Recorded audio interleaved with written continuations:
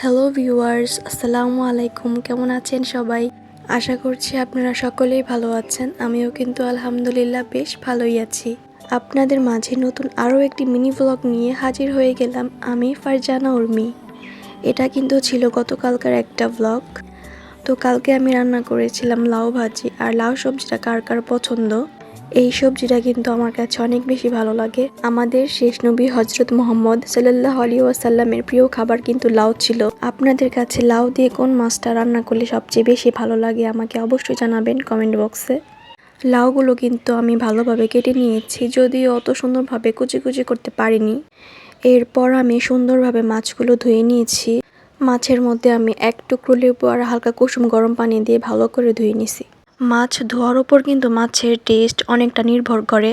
Video শুরুতে কিন্তু আমি লাউয়ের চোখলাগুলো দেখিয়েছিলাম। আপনারা কে কে লাউয়ের চোখলা ভাজি করে খান? আমি কিন্তু খাই।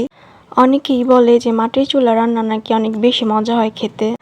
আমি মনে হয় একমাত্র ব্যক্তি যে কিনা গ্যাসের চুলা রান্না হোক আর মাটির চুলা রান্না হোক কোনো তারতম্যই খুঁজে পাই না। তো এই যে এখানে আমার লাউ ভাজি কিন্তু হয়ে গেছে। এরপর আমি রুই মাছের দো পেঁয়াজা রান্না করেছিলাম। রান্না বান্না শেষ করে গোসল নামাজ খাওয়া দাওয়া সেরে চলে গেছিলাম হাসপাতালে আমাদের ছোট্ট বাবুকে দেখার জন্য। তো এই যে আমাদের ছোট্ট বাবু, সবাই কিন্তু মাশাআল্লাহ বলবেন তার জন্য।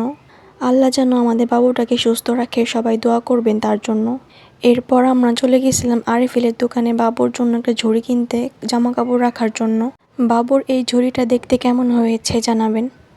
আজকের ভিডিও এই পর্যন্তই। আপনারা সবাই খুব ভালো থাকবেন আর আমার পেজের সাথেই থাকবেন। ভিডিওটি ভালো লাগলে অবশ্যই একটা শেয়ার দিবেন।